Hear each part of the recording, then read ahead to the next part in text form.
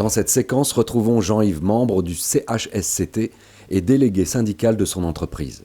Il fait partie d'une poignée d'organisateurs de la kermesse du CE qui réunit ce jour-là la majorité des salariés de son entreprise. Jean-Yves est à la buvette avec Sylvia, salariée très appréciée de l'ensemble de l'entreprise, tant pour sa gentillesse que pour son efficacité professionnelle. C'est une réussite, il y a pas mal de monde. C'est ça? Tu regardes quoi comme ça? Mais qu'est-ce qui fabrique notre René là-bas? De quoi? Où? Regarde là-bas. Il demande à tout le monde ce qu'il y a de marqué sur son bulletin de tombola depuis tout à l'heure. Il y a tout le monde qui écrit dessus sauf lui. Il a pas l'air très à l'aise, c'est pas normal. Il y a un truc là. Tu crois? Effectivement, René, l'un des salariés, a un comportement pour le moins insolite. Il demande à un de ses collègues de lui dire ce qui est écrit sur son bulletin de tombola. Jean-Yves et Sylvia observent discrètement la scène et finissent par en conclure que le comportement de René mérite une explication. Après 2 ou 3 échanges avec son collègue pour l'aider à décoder son bulletin, René le place dans l'urne pour le tirage au sort. D'après vous, quelle serait la meilleure action à mener par Jean-Yves ou Sylvia? Questionner le collègue qui vient d'aider René? L'interpeller en public tout de suite pour en savoir plus? Attendre un moment propice pour en discuter avec lui discrètement? Ne rien faire.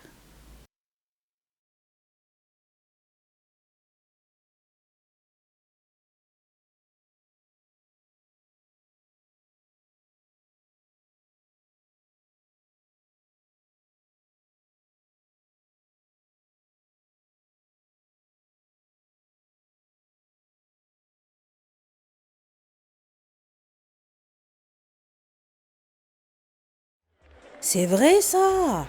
Attends, on fait quoi là, hein? En plus, c'est pas la première fois qu'on l'aide à remplir des papiers. Faudrait lui parler, mais en douceur. Je sais pas si le moment est bien choisi là. T'en penses quoi toi? Attends, je le connais un peu. On se voit tous les jeudis au dépôt. Il est sympa et en plus, je suis sûre de pouvoir parler avec lui. Ok, mais attends un peu, non? C'est bon, t'inquiète. À l'heure. De toute façon, après, il faudra que je le voie à la permanence. Comme abordé précédemment, nous sommes en présence d'une situation qui relève potentiellement d'illettrisme pour René. Les personnes en situation d'illettrisme déguisent et contournent leurs difficultés à décoder et utiliser des documents écrits, même pour un bulletin de tombola. La solidarité et l'entraide règnent dans cette organisation. Rien n'empêche que ses propres collègues se saisissent de cette problématique, encore faut-il que quelqu'un décide de le faire. En l'occurrence, c'est Jean-Yves, son délégué syndical et membre du CHSCT de l'entreprise, qui semble le plus concerné et légitime pour cela. Retrouvons Sylvia et René qui se sont éloignés de l'effervescence de la fête. Même s'ils ne se connaissent que très peu d'un point de vue personnel, un lien spécial s'est tissé entre eux dans le cadre du travail. Et une petite pause, après on y retourne. C'est ça. Et puis il y a la tombola. C'est quand qu'on va savoir? Bah c'est après là, vers 16h avant de partir. Oui, j'ai mis le ticket dans la boîte alors en arrivant. Ah ben justement, j'ai t'ai vu parler à l'autre gars du doc. Il voulait savoir quoi sur ton bulletin? Oh, rien. C'est que, voilà, je voulais être sûr de pas me tromper. Te tromper? Tromper sur quoi? Ben, c'est que voilà, des fois, c'est que pour lire, c'est un peu difficile. Enfin, c'est surtout pour comprendre ce qui a marqué. Ah ok. Tu veux dire que il y a des fois où c'est compliqué pour comprendre? Oui, voilà, c'est ça. Ouais bah moi aussi ça m'arrive. Ici, la réponse de Sylvia est pertinente. René parlera plus facilement de ses difficultés si son interlocutrice se rend elle aussi vulnérable face à certaines situations similaires, et ce, quel que soit son degré de maîtrise des compétences de base. C'est la posture qu'il est conseillé d'adopter en l'occurrence. Le fait de partager ses propres difficultés ou celles que l'on a pu rencontrer favorise les confidences et permet d'installer une confiance mutuelle prérequis fondamental pour toute future action, comme vu précédemment. Des confidences sincères au sujet des difficultés que l'on a rencontrées permettent de désamorcer les mécanismes que les personnes en situation d'illettrisme mettent en place pour déguiser leurs difficultés. Le fait de se rendre vulnérable également favorise la création du lien. Mais toi, c'est bon, tu sais faire. Écrire et tout. Moi, c'est pas... Il y a des moments, je suis obligé de demander. Ça m'énerve, mais je sais pas quoi faire. Tu sais, c'est pas simple. Hein. J'ai jamais dit ça à personne. Eh René, c'est bon, tranquille. Tu sais, hein, aucun souci, hein, moi je dis rien du tout. Tu peux m'en parler si tu veux. Oui, il y a un copain qui m'aide des fois pour le boulot, Doc. Il m'a dit que je devais faire quelque chose, parce que voilà, je suis tout le temps obligé de lui demander. Et lui, voilà, il m'a dit faut que tu retournes à l'école. Mais moi, c'est pas bon, je veux pas. Oui, je comprends, c'est dur des fois. Et l'école, c'était comment quand tu étais? Ah, quand j'étais à l'école, j'étais pas premier.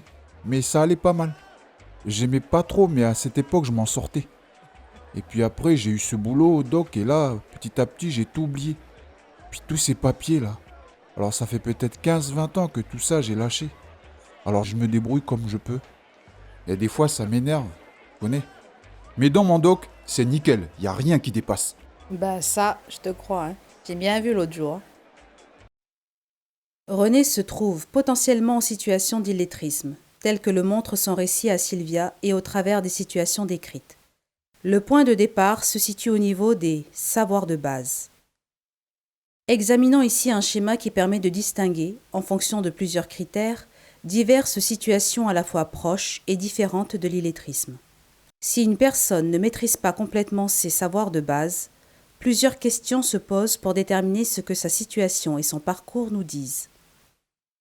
Si, comme sur ce schéma, la personne ne maîtrise pas la langue française et ou les savoirs de base, qu'elle a été confrontée à l'apprentissage d'un code écrit, il s'agit d'une situation d'illettrisme. Dans ce cas, la situation relève de mesures spécifiques et adaptées.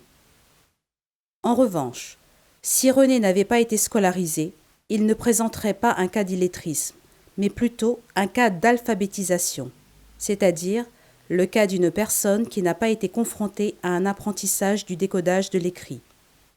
Les mesures pour cette situation sont alors différentes de celles à prendre pour l'illettrisme. Dis-moi René, t'en as parlé à Jean-Yves? Parce que lui, peut-être qu'avec tout ce qu'il fait, il pourrait t'aider, te proposer quelque chose, quoi. Il est bien au courant de tout ça, tu vois. Je le connais bien et c'est important de ne pas garder tout ça pour toi comme ça. Je pense que tu devrais essayer. Tu me dis, si tu veux, je lui en parle, mais moi je ne fais rien tant que... Enfin, c'est toi qui me dis, quoi. Ah, et c'est quoi qu'il propose, Jean-Yves? Bah, c'est que lui, il sait quoi faire, et puis c'est notre délégué. C'est lui qui peut te demander des infos, enfin, plein de trucs qui peuvent faire que, voilà, que pour toi, ce soit mieux. Enfin, si tu veux. Tu dis que ça t'énerve des fois. C'est ça aussi. Je suis fatigué de tout ça. Et avec ça, en plus, il y a de plus en plus de trucs à lire et à écrire. Et puis quand il faut faire avec l'ordinateur, ben là... C'est pour ça, je ne fais jamais avec l'ordinateur. Mais je sais qu'un jour ou l'autre, je vais être obligé, tu vois. Je sais. René a raison. Les évolutions du numérique touchent toutes les entreprises, les petites comme les grandes. C'est un tournant qu'elles devront prendre tôt ou tard et avec tous leurs salariés. Notons au passage les efforts de Sylvia pour à la fois veiller à la confidentialité de la situation de René et aussi pour lui venir en aide. En tant que salarié de l'entreprise, c'est une preuve de solidarité, aussi bien envers son collaborateur René qu'envers l'entreprise qui les emploie tous les deux. Alors on fait quoi René? Mais toi alors? Ok, allez. Mais qu'à Jean-Yves alors? Ok, fais-moi confiance. Allez, on se voit à la permanence du CE. Ok. Allez, on y retourne. Je te dis dès que c'est bon pour Jean-Yves. Ok. Retrouvons Sylvia et René à la permanence du CE avec Jean-Yves. Sylvia doit s'absenter. Elle laisse Jean-Yves et René pour cette rencontre. René est un peu stressé. Jean-Yves le met à l'aise et lui propose de s'isoler dans un bureau disponible. « Salut René. Bonjour Jean-Yves. Viens, on s'installe ici, c'est bien. Voilà un petit café. On est bien là. Oui, c'est nickel.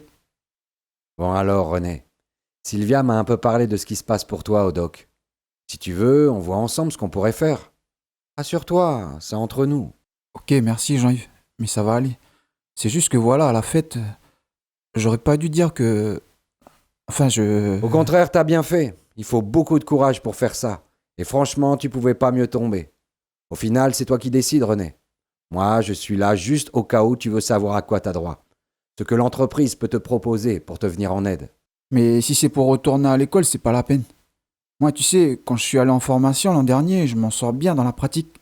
Et dès qu'il y a des papiers à remplir, alors tu vois le truc. Oui, je comprends, René. Justement, on a eu une réunion d'information il n'y a pas longtemps. Et un camarade que je connais d'une autre boîte m'a dit qu'il y avait des petits soucis au sein de ses adhérents. Exactement pareil. Et un des salariés est entré dans une formation spéciale, quelque chose de valable d'après lui. Et si tu veux, je peux me renseigner. Ah, et avec ton pote, c'est comment maintenant? Bah c'est pas fini. Mais il m'a dit que c'est pas comme à l'école. Et que ça a aidé vraiment les gars.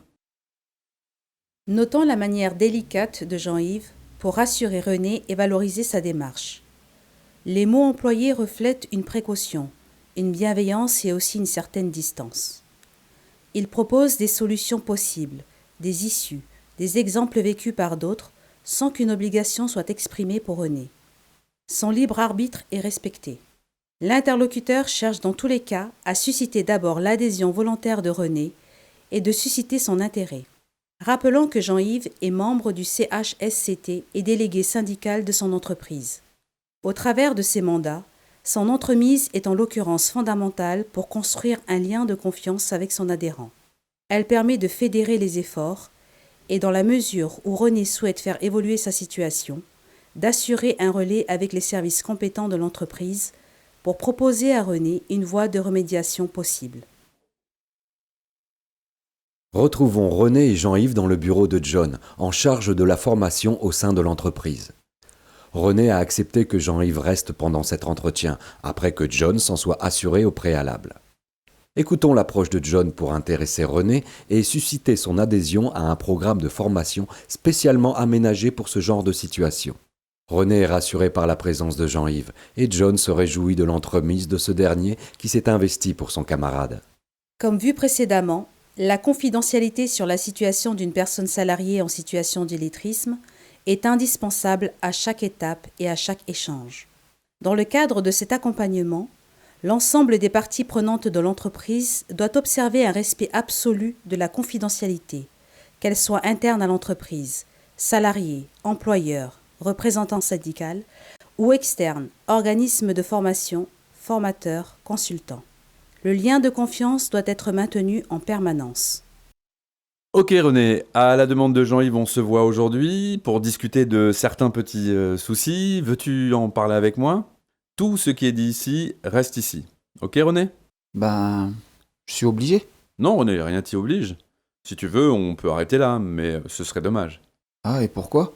Parce que tu as fait le plus dur, d'en parler avec ton collègue délégué. Et pour faire ça, il faut du cran, il faut du courage. Voilà pourquoi. Ensuite, si tu le souhaites, je suis en mesure, moi, de te proposer des choses intéressantes. Si tu ne veux pas discuter avec moi de tout ça, c'est ton droit, René. Mais ce sera plus dur pour moi de trouver ce qu'il te faut vraiment. Tu vois? Ok. Tu sais, René, ce qui va se passer ensuite, c'est que l'organisation va changer. Les nouveaux systèmes de livraison, des nouvelles procédures qui vont peut-être suivre, et nous, ce que l'on souhaite, c'est que ces changements se fassent le mieux possible pour tout le monde. Notons ici que John offre et laisse le libre arbitre à René. Cependant, John doit aussi faire en sorte que le niveau de compétence de l'ensemble des salariés permette d'accomplir collectivement les échéances stratégiques prévues au calendrier. Elles dépendent bien souvent de choix pour développer l'entreprise ou tout simplement pour sa survie. Ah ouais, ça va changer encore? Oui, il est prévu des petits changements et je pense que c'est une chance que tu sois ici aujourd'hui parce que il s'agit pas seulement de ce qui se passe dans la boîte, c'est aussi ce qui peut changer pour toi, chez toi, à la maison, tous les jours. De toute façon, c'est pas pour aujourd'hui que ça va se décider. Ce que je voulais te dire, c'est que les formations dont Jean-Yves t'a parlé sont vraiment bien amenées. Il y a de bons résultats. Je reste en contact avec mon collègue de cette société et on en parle souvent. Rien à voir avec l'école que tu as connue. C'est plutôt basé sur ce que tu utilises tous les jours, ici. C'est très bien adapté. Ok, si je fais votre formation là, j'y gagne quoi moi? Ce que tu y gagnes. Pour l'instant, c'est difficile de le dire. Mais si tu rencontres des petits soucis, comme on a dit, après ce sera plus facile pour toi. Si tu dois aider tes enfants pour l'école, si tu veux arrêter même de demander à chaque fois qu'il faut utiliser un document au boulot, ou même un papier, ou pour la CAFAD, pour tout, avant de signer un truc, tu sauras quoi d'abord? Tu vois? Écoute René, ce que je te propose, c'est que tu y réfléchisses un peu, et après on se revoit, ok? Ok. Merci, à bientôt. Je te rappelle René, je reste en contact avec Jean-Yves. Ok, merci John. Plus tard, Jean-Yves et René reparleront de cet échange, en attendant le prochain rendez-vous avec John. L'implication et la coopération des parties prenantes de l'entreprise représentent un atout majeur pour les éventuelles démarches de René. Comme montré ici, Jean-Yves et John conjuguent leurs efforts pour vaincre l'illettrisme avec professionnalisme, que ce soit au niveau du repérage ou de l'accompagnement. Grâce à l'entraide et à la solidarité dans son entreprise, René dispose d'un environnement sécurisé et de confiance pour décider de son adhésion à un programme de formation. Ce que nous retiendrons de cette séquence. L'illettrisme est différent de l'analphabétisme, car il implique que l'individu concerné ait été scolarisé en français et confronté à un décodage de l'écrit. Les cas d'analphabétisme sont plus rares en Nouvelle-Calédonie. Dans ce cas, les individus n'ont jamais été confrontés à un décodage de l'écrit, quel qu'il soit. Les savoirs de base sont mobilisés dans la mise en œuvre des compétences de base, celles-là même utiles au fonctionnement autonome de chaque salarié en entreprise. Le repérage des situations problèmes impliquant l'illettrisme peut être réalisé en entreprise ou hors de l'entreprise par les instances représentatives du personnel, tout autant que par l'encadrement des équipes ou les pairs. Dévoiler dans une certaine mesure sa ou ses propres vulnérabilités permet le cas échéant d'installer un terrain favorable aux confidences dans un dialogue avec une personne en situation d'illettrisme. Le libre arbitre du salarié doit être respecté tant que cela reste possible. Il est fondamental que la personne adhère par et pour elle-même à une quelconque démarche de remédiation. Les arguments pour persuader une personne salariée en situation d'illettrisme de reconquérir ses propres savoirs de base dépassent parfois les frontières de l'entreprise et touchent des situations d'ordre personnel et social. Dans une prochaine séquence, nous découvrirons d'autres situations en lien avec l'illettrisme et nous préciserons davantage les moyens de les repérer et de proposer aux personnes concernées un accompagnement adapté.